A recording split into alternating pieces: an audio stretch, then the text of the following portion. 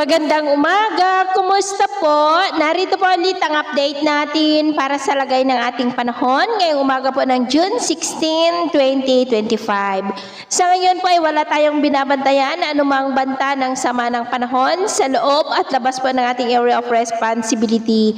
Hanging habagat ang umiihip sa kanluran ng ating bansa habang mayroon pa rin pong intertropical convergence zone na nag-extend po sa may Visayas at southern part ng Luzon. At sa ating long-range forecast, wala naman pong bagyo na namamataan na tatawid po sa ating kalupaan for the next 2 weeks. At sa lagay ng ating panahon, ngayong madaling araw po ay maayos ang panahon sa malaking bahagi ng bansa pero may tsansa pa rin ng mga isolated rain sa ilang bahagi ng Zamboanga, Dinagat Island, northern part ng Palawan, Mindoro provinces, Marinduque, Calapan, Antique, Leyte, Hinobaan, Dumaguete, Estancia, Cebu, Bohol, Samar Provinces, Batangas, Quezon at Bicol Region. At mamaya ay sisikat naman po ang araw sa malaking bahagi ng bansa pero may tsansa pa rin ng cloudy skies with isolated rains sa ilang bahagi po ng Mimaropa, Bicol Region, ilang bahagi ng Visayas, lalo na po sa may eastern section, ganoon din po sa may Sulu Archipelago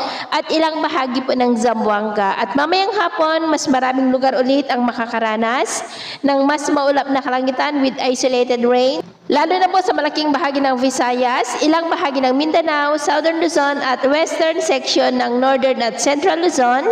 Kaya kung lalabas po tayo sa ating matahanan, ugaliin lamang po natin lagi ang magdala ng kahit na anong panangga natin sa init ng araw at proteksyon na rin po sa mga biglaang buhos ng ulan. At sa atin naman pong mga baybayin, wala na po tayong nakataas na anumang gale warning signals pero iba yung pag-ingat lamang po kung papalaot tayo para po mas makaiwas sa mga sakunang pangkaragatan. So, ito lang latest update natin sa araw na ito.